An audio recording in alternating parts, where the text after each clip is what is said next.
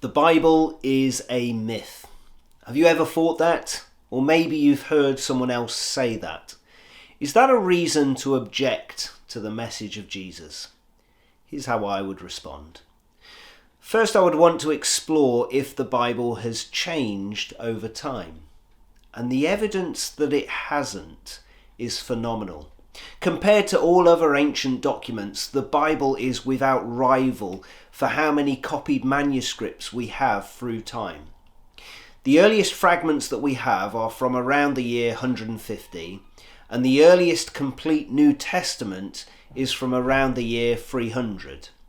And if you compare those earliest manuscripts with the latest ones from medieval times, that's over 1,000 years of copying, what you find is that there are no substantial changes. For the changes that have crept in, through critical analysis, it's pretty clear why they've crept in. But even those very minor changes, they do not alter the message or beliefs of the Bible at all. So the Bible hasn't changed over time. The next thing I would want to explore is if the Bible was written accurately in the first place. Now take the Gospels.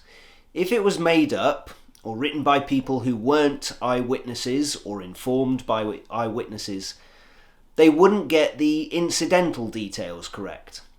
But think of people's names. One scholar has researched the most common Jewish names from the time and location of the Gospels, and that list matches almost exactly the most common names in the Gospels. On the opposite side, the Gnostic Gospels, such as the Gospel of Thomas and Mary, which are not part of the Bible and were written much later, they get the names all wrong. They include some weird names that weren't part of that time and place. In fact, the names given in the Gospels, they reveal that many of the people were actually still alive at the time that they were written about.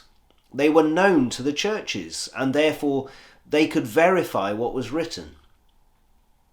Think of the places as well. They don't just mention the well-known places like Jerusalem and Jericho that everyone would know. Luke mentions the most amount of places, recording 62 different towns. But all four of the Gospel writers speak of different places, showing that all four of them independently are familiar with the geography. They also know the heights of the different places and the distances between them, the time it takes to travel. Think of the objects. The Gospel writers are familiar with the everyday objects: pots, jars, coins, local tax systems, plants that are particular to certain areas. In short, they are all writing eyewitness documents of their time and therefore verifiable.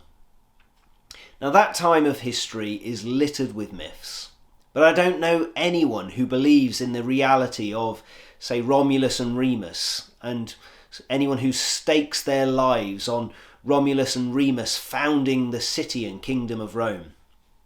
But the first followers of Jesus, they believed the reality of their accounts of his life, and they staked their lives on it. And today, so many around the world still believe and stake their lives on this book. For that reason, I'd encourage you to read it for yourself and see that it isn't a myth at all.